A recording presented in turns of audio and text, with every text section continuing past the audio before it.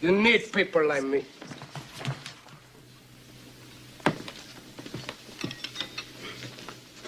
You need people like me so you can point your fingers and say, that's the bad guy.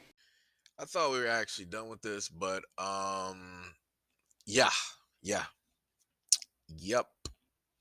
You're now about to witness the perpetrator become the victim. You're gonna watch the bully, in a sense, state that now they are the ones that are really being bullied. Just a bully narrative. Like, I just think, like, if you were upset because you thought I called him corny and those are the things that you're rebuttaling with, it's like the crime and the punishment, that if that's what you thought I said, it doesn't even match up. Like, how is that okay? The narrative is definitely still pushed. I feel like I admitted exactly what I said. And then even those words got turned around. When I told the story, it wasn't even in the sense of me breaking down the entire school experience. FYI, we went to school together for 1 year. So the narrative that I bullied him all throughout high school, this was 7th grade. We were like 12 years old and everybody made fun of each other. And then like I would get joked on because of my complexion. And, I went to a predominantly Black school. So it's like white girl, oh, your boy, now you're mocking me because of my boy. We made fun of each other. That was school, that was 1 year. Again, I've never bullied him. That just sounds so outrageous to me. Like me bullying Michael B. Jordan his whole life. Wouldn't we have heard about this before this? Yeah, I do feel like he took everything out of it. It gave the Will Smith thing where it's like, he's heard numerous people probably call him this before because this is not something we haven't heard, right? I just never said it. I've defended him numerous times just because of the fact that I did have a rapport with him. And I never said we were best friends. I never said, we were cool. And that was just that. So when I was even asked to do the carpet, I did it because I'm like, oh, this is a big moment for him. And I didn't expect it to go like that. And some people did try to spin the sexiest man comment. And that was weird to me because if you do your homework, he was named the sexiest man in the world magazine. People Magazine does it. And then Jonathan Majors recently did an article, an interview where he spoke on, they asked him about him possibly being the sexiest man. So when I asked that, that was an all in fun question, literally trying to turn a bad situation into something good. They're both nice looking guys, but no, thank you. That wasn't my goal to go to Creed 3 premiere and walk away. Cause like Michael B was on General Hospital and stuff like that. I went to like 6 different high schools.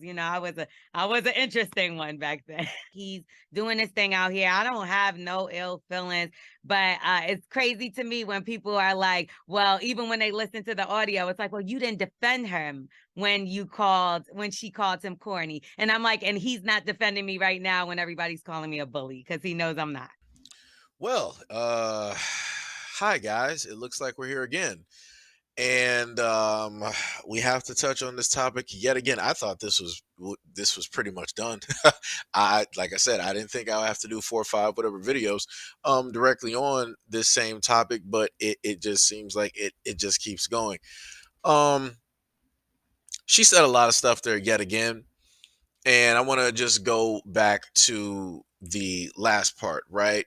She wanted to state at the very end that, hey, it's crazy to me when people are like, well, even when they listen to the audio, it's like, well, you didn't defend him when you called, when the lady called him corny, right?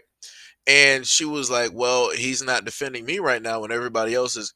That's not what everybody's.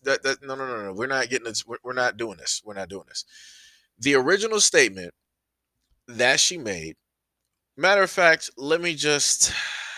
Oh my god. Let's just run the footage. You know what I really think deep down inside? I think that Michael B. Jordan is just like a nice, corny guy. And I don't mean that as a slight, right? I mean, we all know that the nice, corny guys treat you the best. It's so crazy. I went to school with Michael B. Jordan at a point in life, and we went to Chad Science together in Newark. And to be honest with you, we teased him all the damn time because his name was Michael Jordan. Let's start there. And he was no Michael Jordan. And then he also would come to school with headshot. And back then, that was like in the hood. We lived in Newark. Yeah. Like that's the hood. You know what I mean? So we would make fun of him, like, what you gonna do with your little stupid headshots? So again, as I've stated before, she didn't exactly say it, but then again, she didn't try to spin the narrative or basically calm down the narrative of what specifically the first woman stated.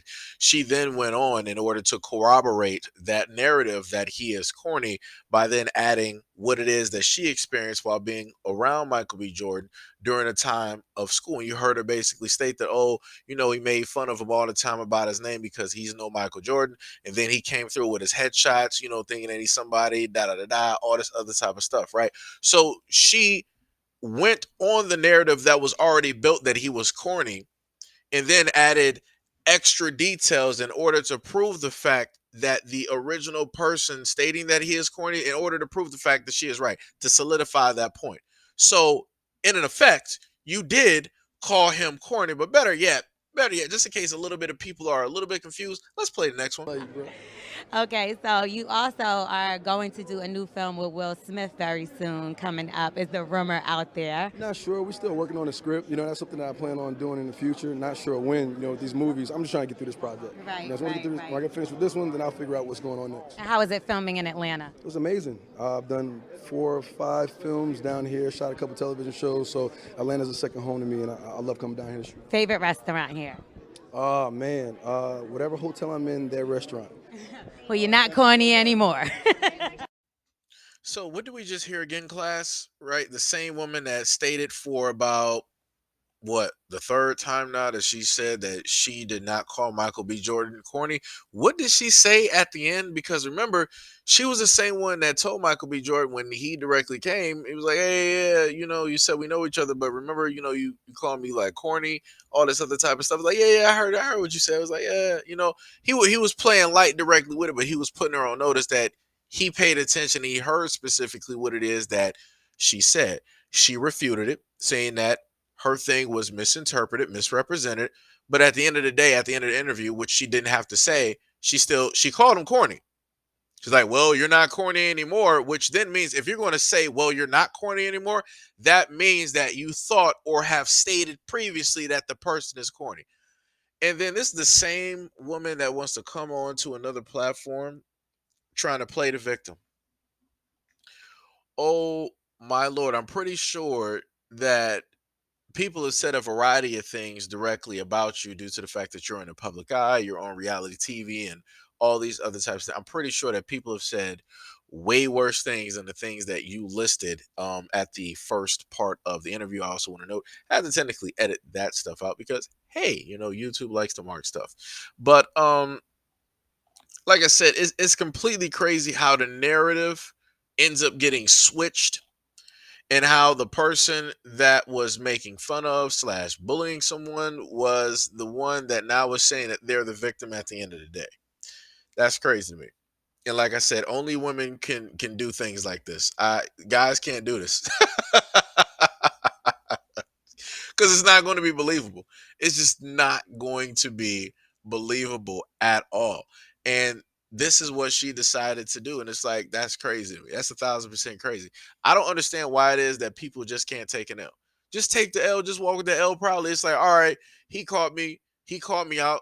It is what it is. Right? You could just easily do that. People would have more than likely just admired that. Or if she would have been like, you know what? I did say some things that might have not been exactly what I stated, but to you and in front of everybody, I do apologize for my comments directly on you. They may have offended you or different things in that nature. I do, apologize, and I really didn't mean anything, by it. I should have, spoke, wiser. I'm pretty sure if that would have been stated, Michael B. Jordan would have looked at everything differently. Right, the whole interaction directly in that interview would have been different. All of the videos and all of the things that are being said on social media at this moment in time would be vastly different if she would have decided to take accountability for the things that she did. And again, you're going to have some people out there that are going to state that, oh, well, this was old. Who is staying on old things? It's like, yo, all this. It's like, yo, if all you are is a nice person in life, and you've treated people respectably with dignity and all of that type of stuff, things like that will stick with you. Things are going to directly stick with you. because you're still trying to figure out how is it possible that if you did the things that people told you, like, hey, if you people treat people nice, then they're going to treat you nice. If you sit up there and do these things, you find out at the end of the day you're going to get treated wrong. The world does not respect nice. That's the main point. That's the probably one of the main reasons I'm even still talking about this topic right now. The world realistically, in a sense, doesn't respect nice. That just is what it is, right? Because what do they always say? At the nice guys finish last, right? That's what they always state. Shout out to Rap House TV for this caption stated Michael B. Jordan sacrificed partying in his younger years to build a comfortable and successful future. He recently got honored with a star in the Hollywood Hall of Fame. So I just want to give a shout out to all of the young men who are corny, who are lame, who are squares, who ain't getting no attention from no girls and all of that. This, in a sense, not saying that this is exactly what's going to happen to you, but you're going to end up having your come up. You're not going to have it in your teens. You're not going to, in a sense, have it in your 20s. But if you stay focused, you stay on your purpose, you stay on what it is that you're supposed to be building, what it is that you're supposed to be doing, you keep that drive up. You're just looking forward. You ain't paying attention to no distractions. You will be successful. That's what this story is. At the end of the day, this is what success looks like. He was teased. People made fun of him. I'm pretty sure that he tried to get the attention of a lot of different girls during that time, every now and again, and it didn't really work out. Because notice how none of those girls that he grew up with, notice how they're not on his arm. Notice how he didn't bring them with him. That's because they opted not to be with him. And I'm just saying girls in general. They opted not to be with him because they deemed him a certain type of guy. They saw him in a certain type of light. And even with all of the things that he has done, you still got women out here that still see him in a certain type of light. They will still overlook him. Everything that he's built for himself. He literally struggled, strived, stay focused so that he could build this wealth, not only for himself, but for his family. And you would have women that will overlook all of that hard work, all of that dedication in order to go towards another guy. And again, for a lot of the dudes out there, if you ever get overlooked, yo, it's not the end of the road. It's like, yeah, it sucks. Yeah, it hurts, but it is what it is. It's a teaching moment and it's a lesson. All it's going to do at the end of the day is that it's going to give you a hardened exterior. It's going to give you that type of armor that you need. Because you need to go through these points of women rejecting you so that it's nothing to you. So that you can clearly, if you saw a woman that you're interested in, you can go up to and ask her. She say, no, all right, move on to the next one. That's it. You're not going to be emotional about it. You ain't going to be trying to argue. You're not going to try to get the last word or nothing like that. It's whatever it is. And then she's going to be the one at the end of the day that's going to see later on that she lost out on a great dude. She lost out on an opportunity to be with somebody that can more than likely give something to her that a lot of other men would not be able to deliver or give to her or let alone build. So, that's all I'm saying. At the end of the day, for a lot of those guys, for a lot of those young men, keep your head up. A lot of these women out here ain't worth it. They are not about that life of, actually trying to be with somebody while they are focused on their purpose. They're not actually about the whole main thing of like, hey, let me be a little bit of that support and yada yada yada, all this other type of stuff. Because if they were, Michael B. Jordan would have been had a fiance. He would have been had a wife. He would have been had that long lasting girlfriend from high school or whatever it was. But like I said, this is the story for most guys. A lot of women, a lot of girls will turn you down. And it just is what it is.